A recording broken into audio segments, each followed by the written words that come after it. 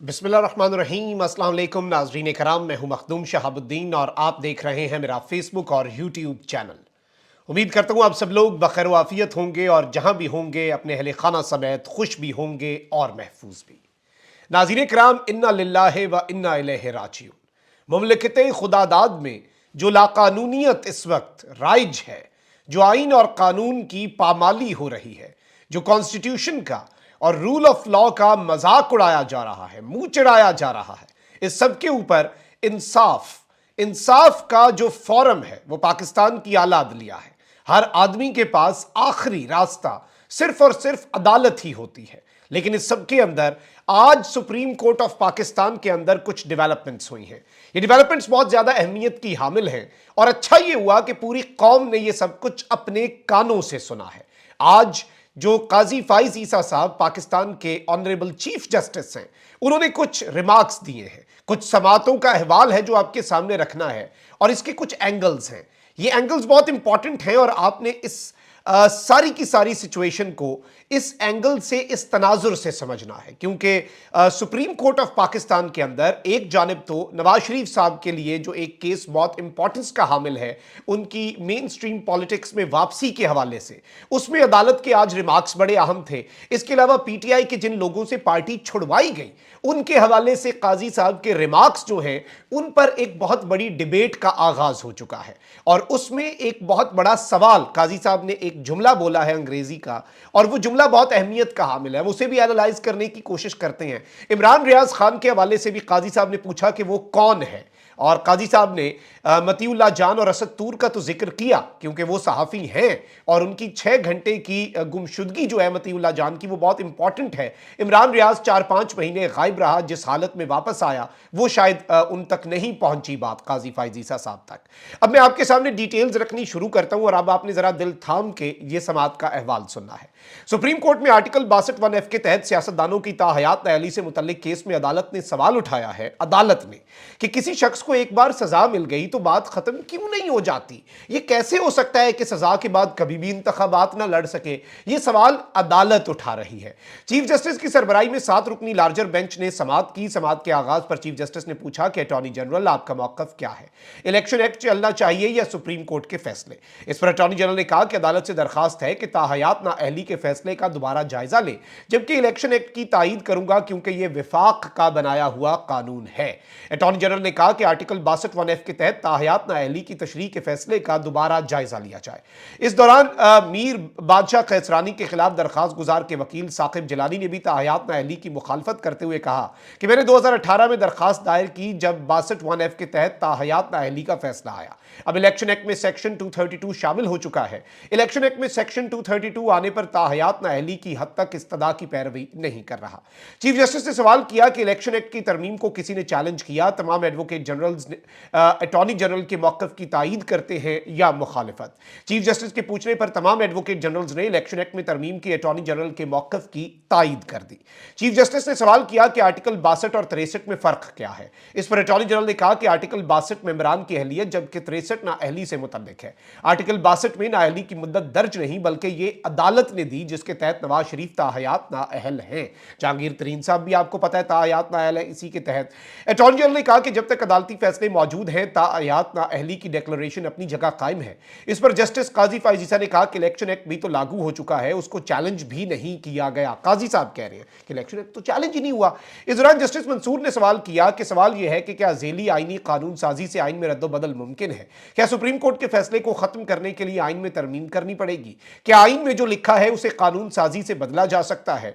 कत्ल और गद्दारी जैसे संगीन जुर्म में कुछ अरसे बाद इलेक्शन लड़ सकते हैं, लेकिन मामूली वजूहात की बुनियाद पर ताहयात नाअहली गैर मुनासिब नहीं लगती। यानी वो कह रहे हैं कि कत्ल कर दें आप, बड़ा जुर्म कर दें, गद्दारी कर लें मुल्क से, उस पर आप कुछ अरसे बाद इलेक्शन लड़ने के अहल हो जाते हैं। मामूली सा तो काम है कि आपने अपने जो आपके कागजात नामजदगी हैं उनमें कोई गलत बयानी की है, उस मामूली से जुर्म के ऊपर आप ताहयात नाअहल कैसे कर सकते हैं? गलत बयानी ही तो की है, तो क्या? वजीर आजम बन रहा है तो क्या? गलत बयानी की है, इससे ये क्या हो गया?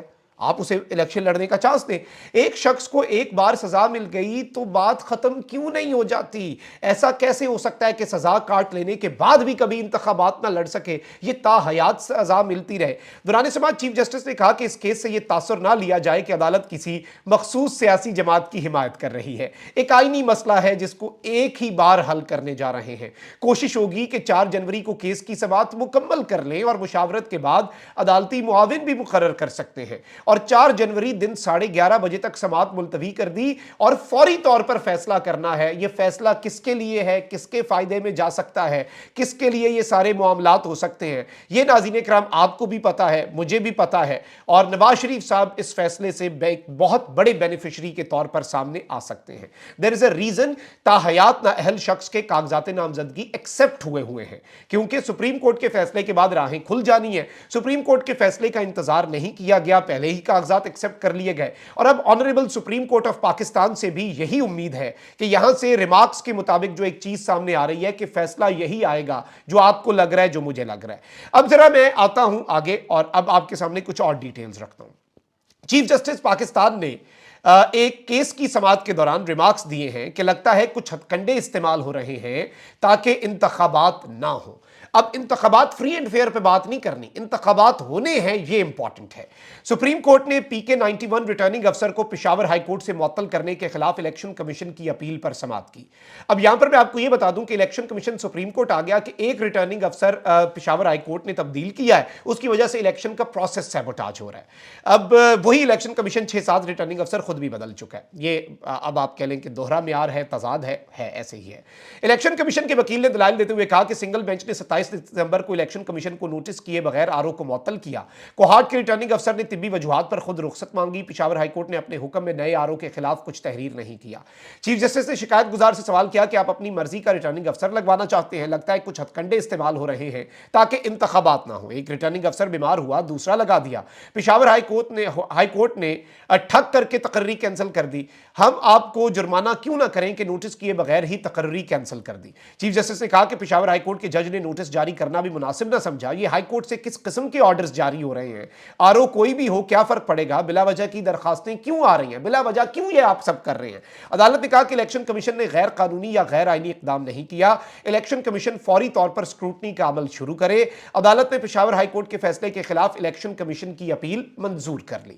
اب یہ ساری چیزیں اپنی جگہ، لیکن آج جو عدالت کے اندر ہوا ہے اور جو چیزیں پاکستان کی قوم نے اپنی آنکھوں سے دیکھی ہیں اور جو چیزیں پاکستان کی قوم نے اپنی آنکھوں سے سنی ہیں، یہ بڑا اچھا ہوا ہے کہ ہم نے یہ سب کچھ اپنی آنکھوں سے دیکھا بھی اور ہم نے یہ سب کچھ اپنی آنکھوں سے سنا بھی. اب چیف جسٹس صاحب نے قائد اعظم کو بھی نہیں چھوڑا، اور سپریم کورٹ میں تاحیات نااہلی کیس میں چیف جسٹس نے کہا کہ الیکشن میں جو اہلیت بیان کی گئی ہے، اگر اس زمانے میں قائد اعظم ہوتے تو وہ بھی نااہل ہو جاتے. صادق اور امین کے الفاظ کوئی مسلمان اپنے لیے بولنے کا تصور بھی نہیں کر سکتا. کاغذات نامزدگی جمع کراتا ہوں اور کوئی کہے یہ اچھے کردار کے نہیں تو میں چیلنج نہیں کروں گا. اچھے کردار کے بارے میں وہ ججز فیصلہ کریں گے جو خود انسان ہیں. اب آپ یہ دیکھیں کہ قاضی صاحب نے ٹیکنیکلی کہہ دیا کہ جن سٹینڈرڈز کے اوپر لوگوں کو نااہل کیا جاتا ہے الیکشن سے، ان سٹینڈرڈز پر قائد اعظم بھی پورا نہیں اترتے اور قائد اعظم بھی آج نااہل ہو جاتے. یہ قاضی صاحب کا کہنا ہے، اور قاضی صاحب نے آج یہ ساری باتیں کر دی. اور اس میں اب آپ یہ دیکھ لیں کہ اہل کس نے ہونا ہے؟ اہل ہونا ہے نواز شریف صاحب نے. اچھا، اب سپریم کورٹ آف پاکستان کی فضاؤں میں ہیبت اور جبروت کی صدائیں گونجتی رہیں، یہ لکھنا ہے اوریہ مقبول جان صاحب کا. اوریہ مقبول جان صاحب کہتے ہیں کہ عزت مآب چیف جسٹس قاضی فائز عیسیٰ کے نزدیک مطیع اللہ جان کی 6 گھنٹے کی گمشدگی عمران ریاض خان کی 140 دن کی گمشدگی اور تشدد سے زیادہ اہمیت اختیار کر گئی ہے. اچھا ہوا 24 کروڑ عوام نے براہ راست یہ منظر دیکھا. معاملہ یہ ہوا ناظرین کرام کہ اسد طور اور مطیع اللہ جان کا ذکر تو قاضی صاحب نے کر دیا، لیکن عمران ریاض کو قاضی فائز عیسیٰ صاحب نہیں جانتے. عمران ریاض خان کے ساتھ کیا ہوا قاضی صاحب کو نہیں پتا. اور وہی بات ہے کہ اب ہم اگر عرض کریں گے تو شکایت ہوگی. قاضی صاحب کی بہت عزت ہے، وہ اس منصب کی بہت عزت ہے جس منصب کے اوپر میرا قاضی بیٹھا ہوا ہے، اور جس منصب کے اوپر قاضی صاحب بیٹھ کر پوری قوم کو دکھا رہے ہیں کہ وہ انصاف کر رہے ہیں. پوری قوم براہ راست دیکھ رہی ہے قاضی صاحب کا انصاف. اب یہ ناظرین کرام جو صورتحال ہے کہ کمال ہو گیا ویسے کہ اسد طور اور مطیع اللہ جان کو جاننے والا عمران ریاض اور ارشد شریف کو جانتا ہی نہیں اور انہیں پہچانتا ہی نہیں. لیکن جو بات سب سے زیادہ میرے لیے مجھے کھٹکی ہے، جو مجھے عجیب لگی ہے، جو مجھے ہضم نہیں ہوئی، ناظرین کرام، لوگوں کو اغوا کر کے اور تشدد کے ذریعے پارٹی چھڑوائی گئی. اور یہ بات جب قاضی صاحب کے سامنے رکھی گئی، جب پاکستان کے چیف جسٹس کے سامنے رکھی گئی جو آئین اور قانون کی بالادستی کی بات کرتے ہیں، اور انہیں ایک کام کہا گیا اور انہیں کہا گیا کہ سر یہ بندے ہیں، انہیں اٹھایا گیا، انہیں اغوا کیا گیا، ان پر تشدد کیا گیا، انہیں ننگا کیا گیا، انہیں مارا گیا، انہیں پیٹا گیا، ان کے گھروں کو توڑا گیا، ان کے گھر کی چادر چار دیواری کے تقدس کو پامال کیا گیا، انہیں گھر والوں کی دھمکیاں لگائی گئیں، انہیں ہر طریقے سے زد و کوب کیا گیا، ماورائے عدالت ان لوگوں کو اٹھایا گیا، اغوا کیا گیا، ان سے جبری پارٹیاں چھڑوائی گئی. جب آپ قاضی صاحب کے سامنے یہ رکھیں تو اس کے اوپر قاضی صاحب نے کہا if you can't stand the heat in the kitchen you should not be in the kitchen. اور بجائے اس کے کہ وہ پوچھتے کہ ان سے پارٹی کیوں چھڑوائی گئی، وہ کہہ رہے ہیں کہ ان لوگوں کو تو پھر سیاست ہی چھوڑ دینی چاہیے، ایسا تو ہوتا آیا ہے، یہ پریشر تو ہوتا ہے سیاست میں، ایسے تو ہوتا ہے. یعنی آج اگر ہم اس بات کو مان لیں کہ قاضی صاحب نے کہا ہے کہ قصور اس کا ہے جو یہ ہیٹ ہی نہیں برداشت کر پا رہا سیاست کی، یعنی کہ جن لوگوں کے ساتھ یہ سب کچھ ہو رہا ہے ان کا قصور ہے، وہ اس سیاست کے میدان کے اندر آئے تو آئے کیوں وہ اس سارے معاملے کے اندر کودے. اور اگر ان کے ساتھ یہ سب کچھ ہوا اور انہوں نے مطلب آج ایک طرح سے کیا کلین چٹ دے دی گئی ہے کہ ٹھیک ہے وہ اس کچن میں آئے اور اس کچن کی ہیٹ کو وہ برداشت نہیں کر سکے اور وہ چلے گئے، لیکن جو ہیٹ لگانے والے ہیں، جو آئینی طور پہ یا تو آپ کہہ دیں کہ وہ بالکل ٹھیک ہے، بہترین کام ہے جو ہوا ہے، آئین اور قانون کے مطابق اس کی اجازت ہے کہ کسی بھی شخص کو اغوا کر لیا جائے، کسی بھی شخص کو اٹھا لیا جائے، کسی بھی شخص کو گمشدہ کر دیا جائے، کسی بھی شخص کو لاپتہ کر دیا جائے. اور یہ ساری کی ساری چیزیں جو ہیں یہ کیوں کر ہوتی ہیں آپ کو پتا ہے. اور اس کے اندر یا تو اس کی کلین چٹ دے دیں کہ یہ بالکل ٹھیک ہے، لیکن اس سے متاثر ہو کے پارٹی چھوڑنے والے کا اپنا قصور ہے کہ اس نے پارٹی کیوں چھوڑی. بھائی وہ ہیٹ برداشت کرتا، ایسے تو چلتا ہے، یہ تو نارم ہے، یا تو اسے آج نارملائز کیا گیا ہے. میں اس کا تجزیہ کرنے کی، اسے سمجھنے کی کوشش کر رہا ہوں کہ آنریبل قاضی فائز عیسیٰ صاحب نے یہ کس کانٹیکسٹ میں بات کر دی ہے، کیونکہ قاضی صاحب غصے میں تھے.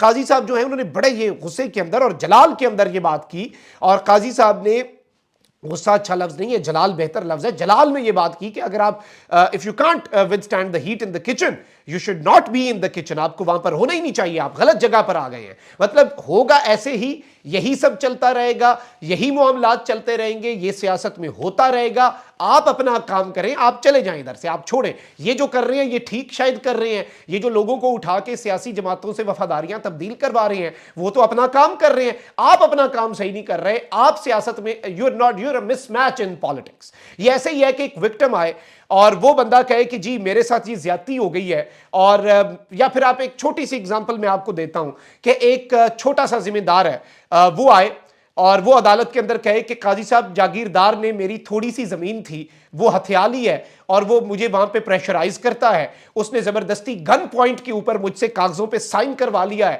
اس نے میرے پہ تشدد کیا، میرا گھر توڑ دیا، میری چادر چار دیواری کے تقدس کو پامال کر دیا. وہ بڑا چودھری ہے، میں اس کے سامنے لڑ نہیں سکتا، میں مسکین آدمی ہوں اور میں اس ایریے کے اندر تھوڑی سی میری ایک آدھ ایکڑ زمین ہے اور وہ مربوں کا مالک ہے. اور قاضی صاحب آگے سے اگر یہ کہہ دے، کوئی بھی قاضی، کوئی بھی جج جو ہے وہ آگے سے یہ کہہ دے if you can't withstand the heat in the kitchen you should not be in the kitchen.